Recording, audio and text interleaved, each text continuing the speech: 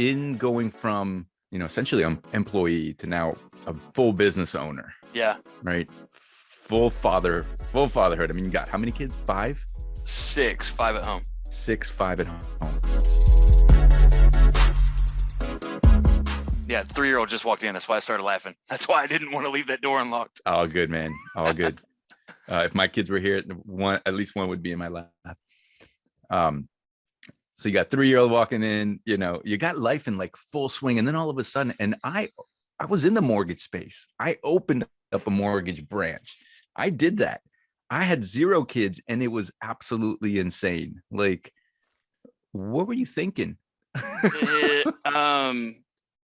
Man, freedom, really.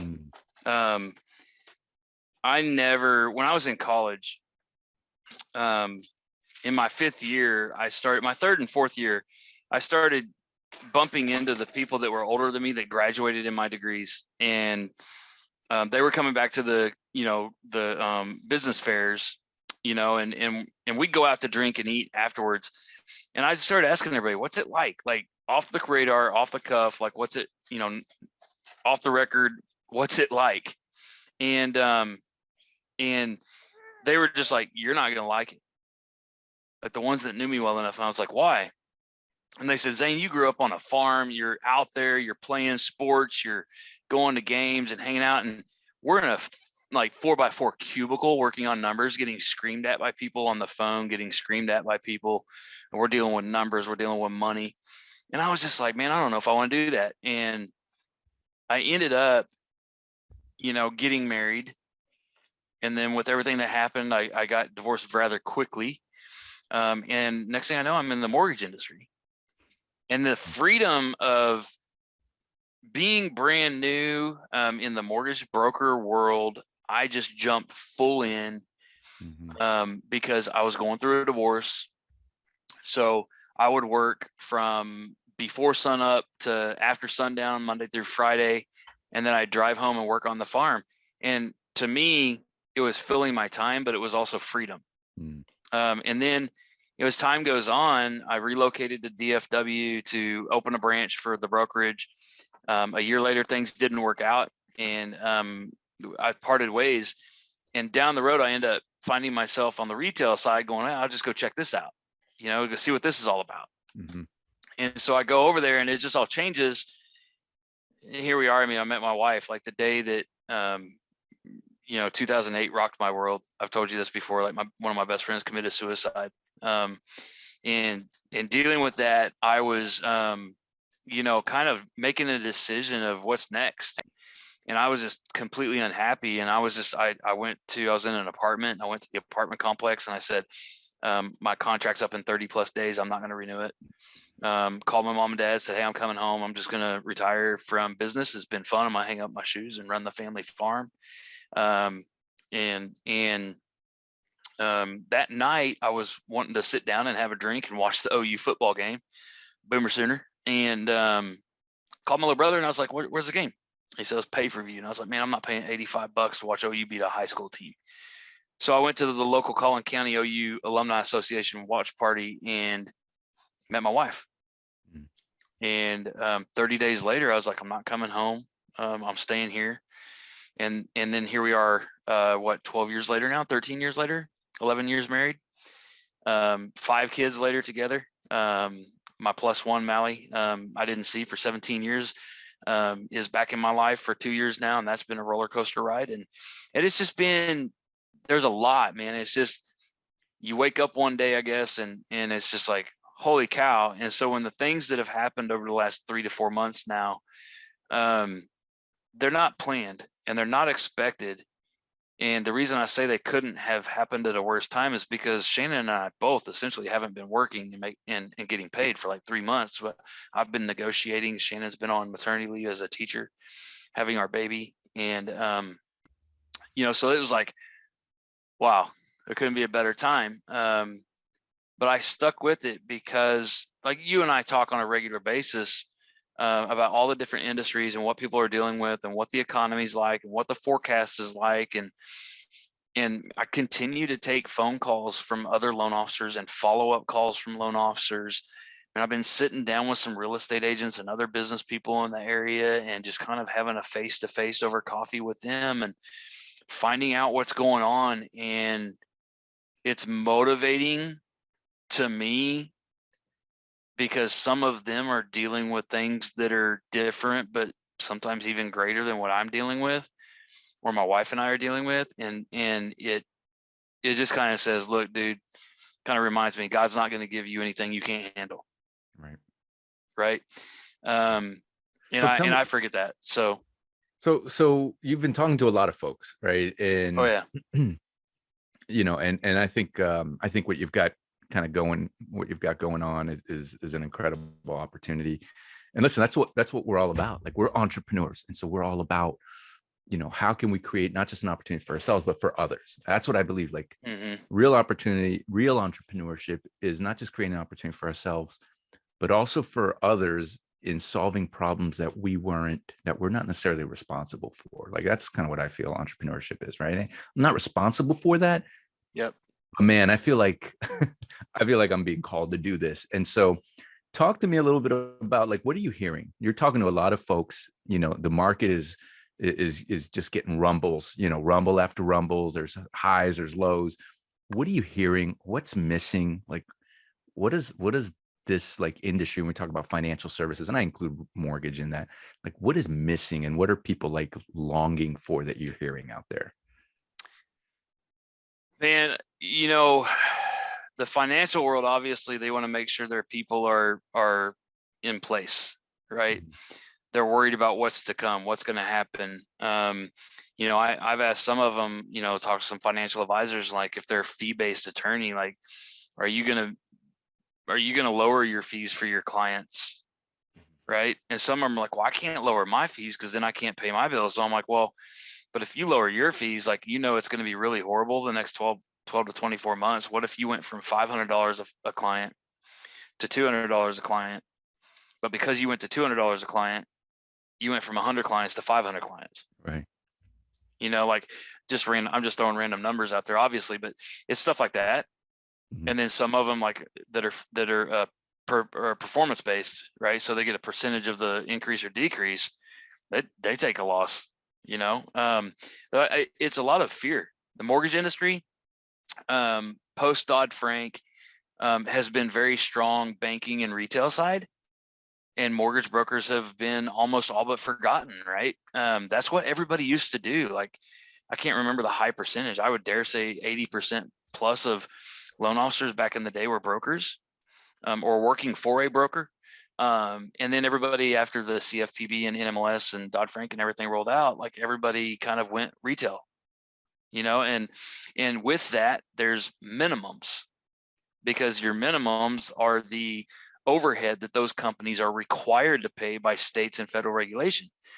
And those loan officers, your average loan officer, anybody can Google that and completely remove 2020 and 2021 and 2022. I would tell people, like, look at 2019 and earlier and look what average loan officers do and average realtors do, because production, like, forecasted numbers for the last 2 or 3 years, is supposed to be down 40 to 60%. Yeah. And that's where the fear factor comes in. Like, what am I going to do for my family? It's crossed my mind. We are in a situation. One of the challenges is, my wife and I are forced into a situation where we're having to buy 2 new cars. I hate having extra stuff, especially right now. And so I'm like, what can I do to offset it? My entrepreneurial mind goes, hey, I've got a financial advisor I work with that does Toro. So we're looking into Toro, because in DFW, I mean, in 2023, this spring, anybody in the sports world knows what's about to launch across America for the first time since 1965. The PGA of America just opened their headquarters in Frisco, Texas, in my backyard. And they're about to launch so many different, it's not just a PGA course. I mean, it's juniors, junior men, junior women, amateurs, men, amateur women, all that stuff, right? And so my mind goes, okay, what can we do? And then I've got multiple friends. There's offline, I could tell you a couple of people, but that are in kind of the mortgage, real estate, insurance, credit, all that stuff world. And one of them, I believe, has completely left his career that he built, like a Fortune 500 fastest growing company, and left it because he decided, I'm really into this side hustle stuff. And he got into it and retired his wife and retired himself. And man, it's nuts what he has done. And that's where I see a lot of people going. You see the side hustles, the side businesses, the multi-level marketing, whatever everybody wants to call them, the pyramid schemes, right? Stuff like that. Mm-hmm. And I'm sitting here going, when I talk to people, I've talked to a lot of people over the years. I've done a few of them myself. I even did one in college that kind of helped me learn how to better serve people at Primerica Financial Services. It introduced me to something different than I was ever taught in a classroom or reading a book, was talking to people. What's going on? How can I help you? Let me see what I can do and I'll get back to you.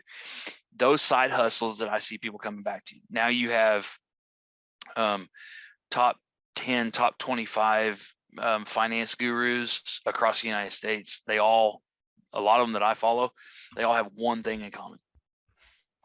And they all say that moving forward, you're going to have a side hustle to retire, essentially, to live the life you want to live, because the way inflation is going to affect, the way growth is going to affect, the way the cost of living is going to affect, right, your salary job is not going to allow you enough. And then with the introduction of work from home, AI, computerized technology, where, I mean, walk into a Walmart, dude. How many people do you see up front now?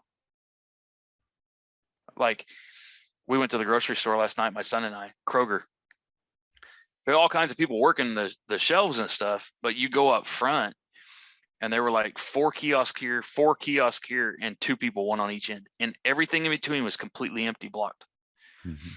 And it's stuff like that where it's like, man, and you talk to people, like in my world, talking mortgages with people, they're wanting the new home. They're wanting to refinance and do a debt consolidation. They're wanting to lower their monthly payments, put extra money in the bank. Some of the biggest producers through 2022 that I had listened to and talked to were doing lines of credit. And I was like, why are you doing the line of credit? And they're like, because the 2023 through 2025 forecast is very scary. Right. So let's pause for a second, because I want to go back to the whole like side hustle. Yeah. If what we're hearing and what we're seeing is that, this need for a quote unquote side hustle, which for me, when I hear that, I hear the entrepreneurial spirit is going to have to kick in for a lot of people. If it's the form of a side hustle, like what we do, could somebody do this on the side and call it a side hustle? Well, maybe, but I don't think they probably would be doing it that long. So I guess my question to you is, are you, when you hear that side hustle, and then of course you're building your own business, do you ever think, man, if we can talk some of these folks that really get it, like they have to adjust and they have to grow and they have to, supplement what they're currently doing, if we can ever get them a way to take their side hustle and make it their main hustle, does that ever kind of kick in? Because I feel like I'm hearing that a lot. Yeah. So let's take it this way. You and I, we're working around people and careers for 20 plus years now. And we're in sales and we're in leadership and we're in support, servant leadership. The one thing that I think a lot of people realize is, like, they think, well, it's all this extra time. So that's the first stop. It's going to take all this extra time. I got kids at home. I heard a story the other day. There's a lady, a single mom with 4 kids. She was working at a restaurant and then bartending at night. And this guy that I was telling you about, they were telling me about this lady down in the Houston, Texas market. And she said, I got to do something, because I can't do this forever and not be there for my kids. And in 3 years, like in less than a year, she retired from all that. And in 3 years, she's like top 5% in America when you look at statistical incomes. Mhm. And I think that's the second thing, but most important thing that subconsciously people think about when they think about a side hustle or a part-time job or whatever is, especially with those side hustles, the entrepreneurial mindset is we've got with I've been thinking about this a lot lately because the overnight success mentality, like I hear stories and I go, yeah, but how long have they been doing it? You know, you think about the journey. One of the greatest experiences that entrepreneurs love isn't the money, it's the journey, right? And people forget that there are people that work 5, 10, 20, 30, 40 years to build something to serve others better. And I think that's what it comes down to. I think people do a side hustle and they give it a run and it doesn't happen fast enough. They don't see the big picture and they quit. And then I think there's people that go, hey, wow, that can really, if I keep going, it's like that picture that shows the two guys underground digging the hole and there's a pile of gold over here on this side of the dirt and the dirt's right here. And one guy's right here facing this way because he's like, oh, I give up. And he's walking and he's one swing away. Right. And this guy is still digging, right? It's that whole mentality. Keep going, keep going. The Nike slogan, just do it. And I think that's where it gets to. Unfortunately, if what we're hearing in the media with inflation and unemployment, stuff like that, if that stuff really happens in the next, especially in our industries, in the next 1 to 3 years, I think people are going to be forced into doing something like that. Mm-hmm. Yeah. So here's the deal. So how do guys like you and I, industries like ours, entrepreneurs like us that want to grow our business, where we've been doing it for many years now, how do we find those people? Right there. Yeah. Okay. This is so somebody listening in. My phone. Zane just picked up his phone. Yeah. And sorry. So what does that mean? Your phone? What does that mean? Social media? Are you talking about scrolling? Are you talking about calling people? Like what does that mean? Yeah, it's I was talking to Kyle about this over breakfast not too long ago. Kyle Draper, for those that are listening. Yeah, Kyle, shout out. Or don't know who Kyle is, right? Kyle will tell people, like, on the personal side, we go way back, where we met, in his, I guess you could say, prior life. Yep. And we were talking about how the differences in social media marketing, right? Where a lot of people don't get started until they feel like it's perfect. And they want to have this, like, they want to look like a Fortune 500 company when they go marketing themselves, right? But when you get into you're an entrepreneur and you're growing something, it doesn't matter if you're starting an insurance company, mortgage, real estate. It can be credit related. It can be anything, right? If you're doing a side hustle, you're entrepreneurial. If you're flipping homes, you're entrepreneurial. If you're Airbnb, you're entrepreneurial, right? So if you're doing all that stuff, and it's funny, my wife and I are in the process of launching a new business together for the first time. We decided that in 6 months, I'm going to bring her home. That's my goal. Mm-hmm. Now, if she does or not, that's up to her, but that's my goal. We committed to doing this together. It's a whole nother story. So the reason I say that is we started, you have to tell people, like, we've decided to build a business. And so who do you call? And I found myself going, I don't want to call them yet. Even me, who I love calling everybody, what can I do for you? And I was having coffee with two guys yesterday. They're one at 8, one at 9, and I wanted to introduce them. Well, we stayed late and the other one came early. And next thing I know, we're having these three guys just sitting there talking about how we can help each other. And they're all like, what are y'all doing? And so it's just picking up the phone. Like the what is the 6 degrees of separation, but the old school saying of everybody knows 250 people. And if you're taking care of those 250 people well enough, staying in touch with them well enough, those 250 people are in front of 250 people. And that puts you in a marketing direct relationship with 62,500 people. Hmm. The 250 nowadays, I think, is closer to at least 300. Now you can't have, I think people have less solid relationships, like 5 or 10 people that you have solid relationships with, Mhm. especially when you're working from home and stuff. But I think that's the number one start. Like I think people are afraid of failing. They're afraid of being told no. Like you can't grow if you don't fall down. You can fall down 9 times, just get back up 10, Mhm. right? People afraid of being told no. Like my wife, we will sit on 2 parts of the room and call people just to see how they're doing. Hey, we just wanted to say hi. Zane's launching a new company, and we on the side decided at the end of the year and in the new year we decided to start a new company together. They're like, "What is it?" And we tell them, and she's probably calling 3 to 4 times the amount of people as me. Yeah. Because at first she was like, "Well, what, but this, but that," and I was just do it. And so I have to hold myself Right. accountable, right? And I think that's what it comes down to. I think any business, think about a job, Pablo. If in your prior employment, Mhm. like they're paying you to do a job, like Right. who do you call first? You call the people you know. That's right.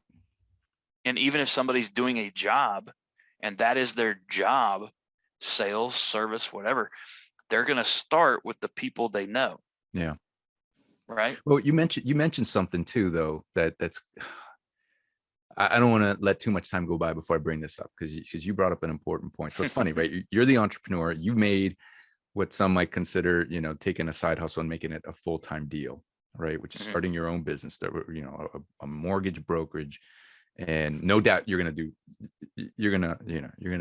name names, you're gonna kick ass, you'll be the man. But now also you are starting a side hustle Right. with your wife, a side business. Now, with the opportunity aside, you said one thing that I believe was probably pivotal to all of this conversation was you said that you wanted to do it in order to remove your wife from the workforce. You wanted to bring her home, Hmm. basically have her stop working that job, right? Hmm. And whether you guys continue the business or not, like whatever, she stops working that job to come home and either continue that business now at home, or at least she's home. That's the goal. Yeah. Would you have started this business? So two parts to this question, right? Um, so would you have started this business if you didn't have that desire to want to bring her home? Or, and then not or, and then the second part to that is how much of that do you think is either needed or missing in people that are looking to start that side hustle, right? Where they're not getting that instant gratification. Like, what do you think the correlation there is between desire of what you're trying to obtain and then actually finding it and doing that one thing, right? And Zane might be the right guy to connect with, or Pablo might be the right guy to connect with, or so forth. Yeah. Um, so the first one is my why. And I think if you asked me when I was 18 in college, what's my why? I want a car, I want to go out with the girls, you know, if you ask me when I'm 25 or 24 going through a divorce, it's like my why is I want to be with my daughter, but I got to pay my attorneys. Right. Mhm. And then you ask me down the road, like I'm building my business in a new market. And Yeah. now I'm 45, married for 11 years with 6 kids, 5 under the age of 10 or 10 and under. And when you consider that, my wife is an educator, and my why became, I want to be home more. I want a family again. Um, I want that old school mentality of we eat dinner together every night at the table. We play games together. We We go support each other at their games. We go see family. We go on vacations, right? And prior, 5 years ago or more, I was in that whole proverbial, I don't know, it was the Glengarry Glen Ross, the Wolf of Wall Street, all that stuff where it's, always be closing, 24/7. And that in my heart, I wanted a family. In my mind, I was working, networking / not working, and almost lost my family. And I just put on the brakes and said, man, something's got to change. So today, that's my why. Yes, I would say yes. We would have done that anyways. We've been talking about that and teasing that for like 2 or 3 years. I don't know why we haven't done anything yet. She's done stuff in the past. I've done stuff in the past. We never done anything together. And then I think at the end of last year, when all these things that I mentioned started happening, it just brought us, maybe not for the best reason, but brought us together more and more and more, where we just sat down one night and said, we have to do something, and I said, well, here's what I'm doing in the mortgage side and why I'm doing it. So why my focus is building this team, and eventually possibly my own company, is because I want to be a servant leader to other loan officers that desire to be successful loan officers and desire to have freedom in their families. Yeah. Right. The why for the other one is obviously what I just said, bringing my wife home. So would we have done it? Yes, I believe so. Just a different why. Yeah. And I forgot your second question. Well, the second one, I mean, it really just had to do with, and I think people can make their own conclusions. It really just has to do with how important is having a why. Yeah. If you're going to set out to start your own thing, do your own thing, whether it's a side thing or the main thing. Oh, does it work? That's what people want to know. How much do you make? This and that. Like, I tell people, you can make $5 million in 10 years. You can make $1 million in 3 years. Legit proven information from the circles I run around. I know guys that are 32 years old that have been doing their side hustle for 10 years. These guys are making $500,000 a year. When you get there, are you going to put in the work? Right. But it's like your job. The most successful people are not the ones that do the minimum requirements. It's the ones that go above and beyond. Kobe Bryant was interviewed one time. And Kobe Bryant, God rest his soul, man, that's my favorite. I graduated the same year as him. I was a basketball nut. Loved Kobe Bryant. Even more so as a girl dad after the fact. And now you hear all these news stories about him that were shared, but not so shared so much. And he says, like, hey, most basketball players in the NBA, we get up at 9, we're in the gym from 10 to 12, and we go eat and rest. Then we're back in here from 4 to 6, and then we go home and we eat and rest. Right. He goes, well, me, I'm up at 4 a.m. I'm in the gym from 5 to 7. I eat and rest. I'm in the gym from, 9 to 11. I go home and I eat and rest, and I'm in from 2 to 4, and then I'm in again from 6 to 8. And he's like, these guys are doing once or twice a day. I'm in 5 times a day. And it's the people, it's like these systems. Being in mortgage, the reason I share so much about, I've sat down with a lot of people about these side hustles. What are they doing and how are they doing it and how does it work? And they go, well, are you interested? I'm like, no, it's not for me, but I know a lot of people over time that are interested that I can introduce them to you. And I want to be able to support what you're trying to do because I believe in it. And, it's the whole, like, I'm the one Shannon and I are building right now. We sat down with upper leadership and I said, show me some numbers. Don't get tied up in the numbers. No, I don't want to just do this. That's the thing. To me, you can curse all day long. The worst 4-letter word in the American vocabulary is just. Don't just do anything. You're just going to be just over broke all day long. And I looked at stuff going, hey guys, I see you guys doing stuff in 1 year and 3 years and 5 years. I don't have the time. I've got 6 months. I've got 6 months to spend my extra time outside of my regular work and responsibility to do extra, but extra on top of that extra to, in 6 months or less, accomplish a goal that has nothing to do with numbers and finance. It has to do with my wife and my kids and bringing my wife home. And so I think the question, people like me or people like you and people we both know, they're doing these side hustles. The question is, how bad do you want it, and what are you willing to do to get there? Because a lot of people say, I'll do whatever it takes. I'm like, really? Like, I'm up at 5 a.m. every day. I got people that are like, what do you mean you're up at 5 a.m. every day? Number one realtor in America for many years, right? He was right. I don't know if he still is. He's right here in Frisco, Texas, a fellow Okie. I would walk into 24-hour fitness at 5 a.m. or 5:05. Dude's in a 3-piece suit walking out. Yeah. Like, serious. And it's stuff like that. When you see people like that, you'll bump into, if you go to the gym at 5 a.m., you'll see perennial like athletes, especially in the summer, the college athletes that are home, like they'll be in the gym at like 4 or 5 o'clock in the morning. You know, they got work to do because they don't want to lose that. They don't want to lose that starting spot or that backup spot. Right. And same in life. And when you get into life, man, it's not about me. It's not about a pat on the back. It's not about a number one ranking. It's not about a trophy or a plaque on my wall on a shelf.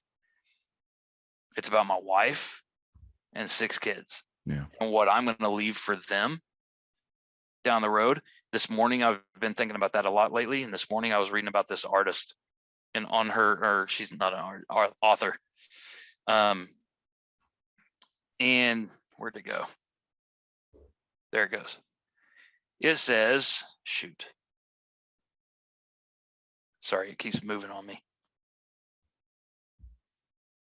It says, you are an artist and your masterpiece is your life.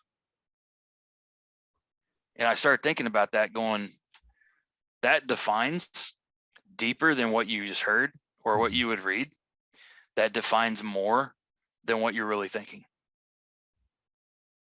Because most people think, well, I'm an artist and my masterpiece is my life. It's how people see me today.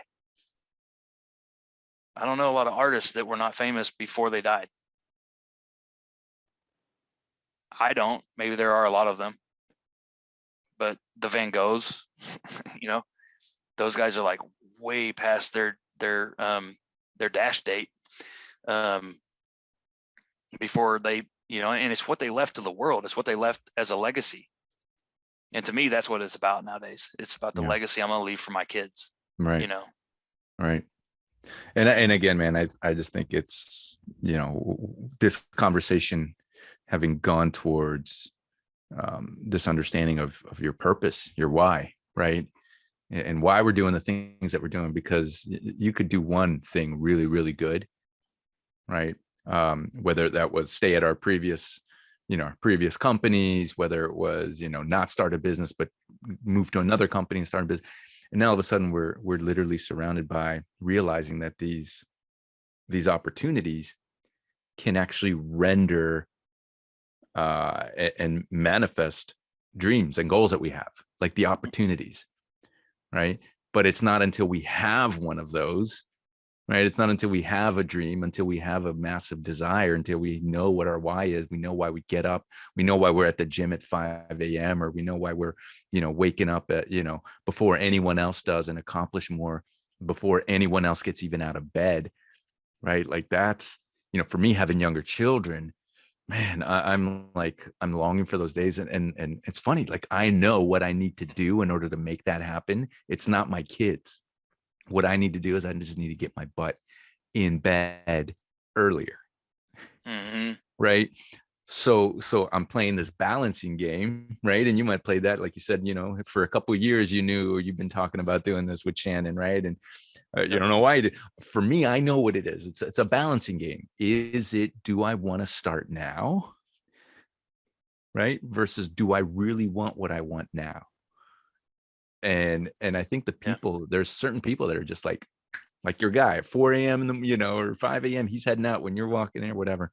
Yeah. I mean, there's certain qualities that people make, that you and I want to hire, that we want to find, or certain qualities that they have. And one of them is that when I make a decision, it's done, and I'm all in. I'm not, like you said, I'm not just gonna try it. Mm-hmm. Right. And so, I think what's really cool is that it's these kind of conversations. If anything, anyone that's listening and one's watching, um, it might spark that thought of, man, this is what I needed. I just needed a reminder, right? Or I needed a target, and the target isn't a number. The target is a thing, is a dream, is a desire. It doesn't have to be a number, right? Yeah. Um, You see a lot right now. You see that I was talking about the financial advisors and how they get paid, right? mhm. And I'm not a licensed financial advisor. I just learned a lot over the years by reading and listening. But it's crazy. And you and I may have talked about this before too, but how many people think they're a coach these days?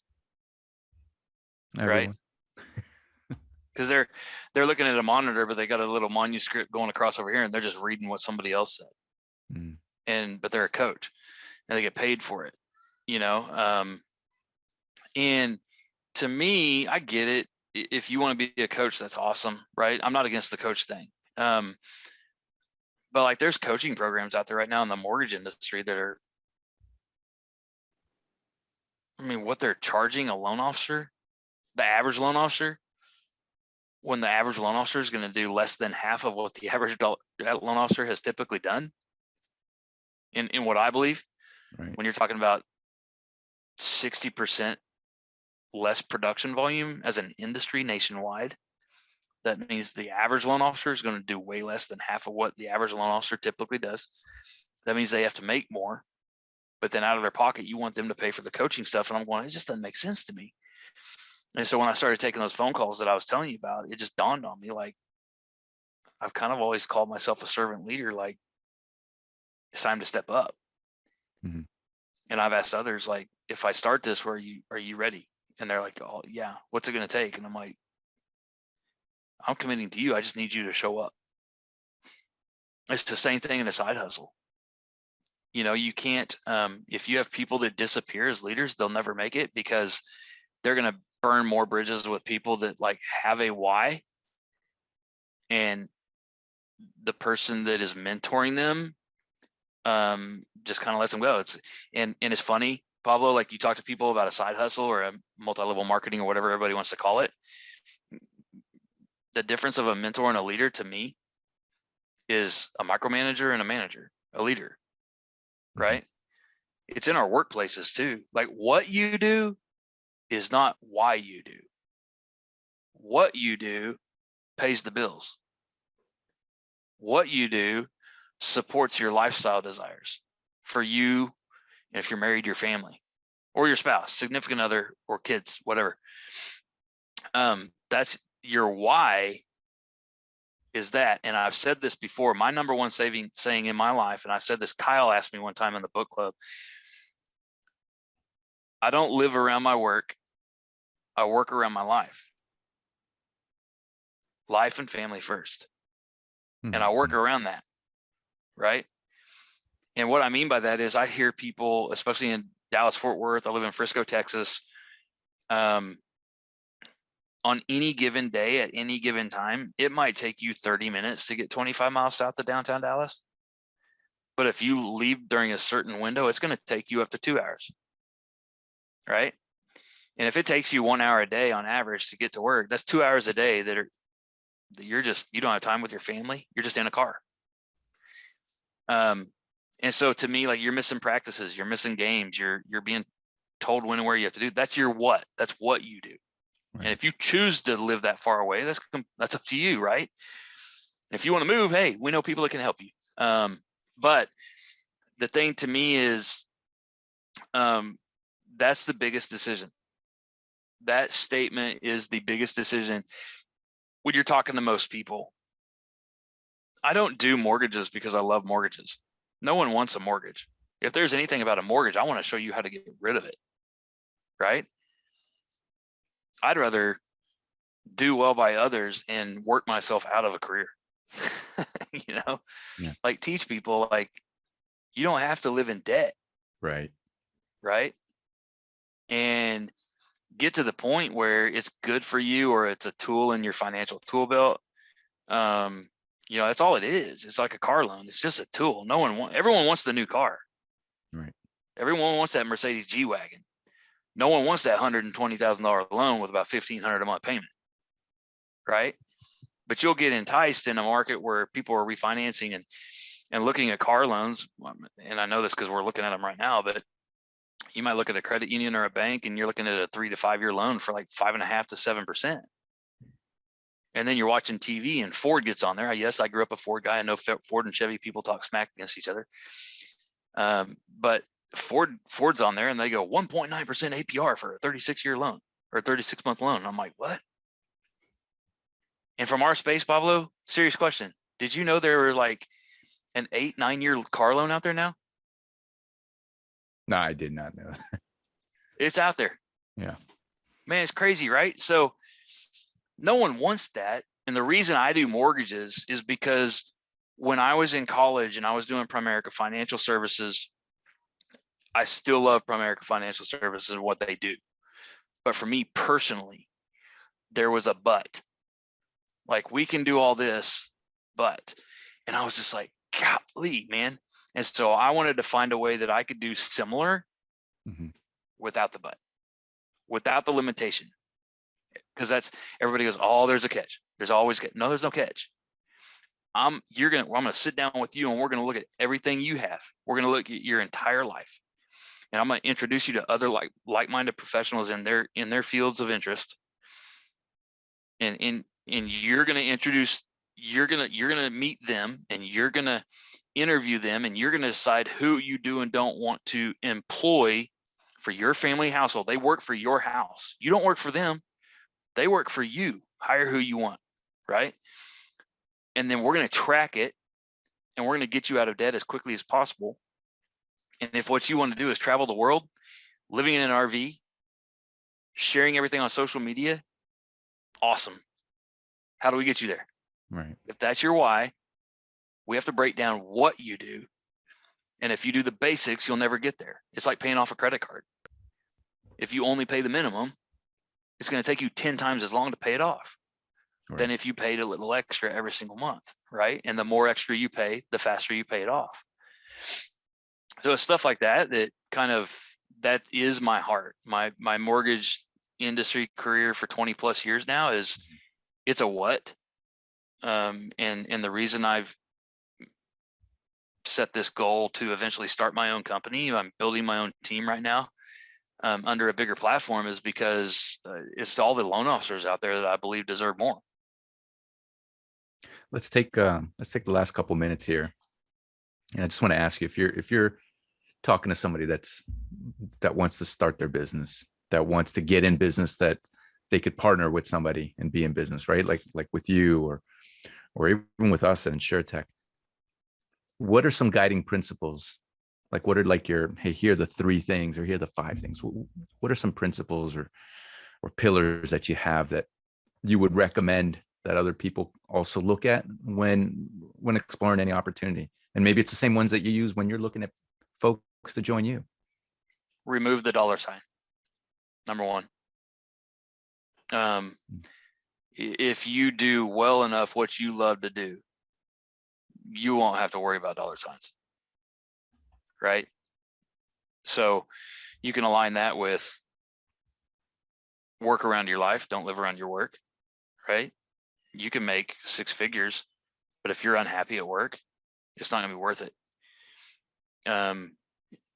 If you spend the rest of your life building something, especially if you're building it with your spouse or significant other, then you're building something that even when you are dead and gone, you've lived a fruitful life. You're wealthy beyond any dollar figure of richness, right? 2, I would say Nike's just do it. Remove the stigmatism of, oh, maybe later, oh, not them yet, right? Just do it. Right. And number 3, probably those who mind don't matter, and those who matter don't mind. There was a time in our life where we went through something really hard. And when you think the closest people that would be there for you, and they're the first ones that close their door and hang up on you.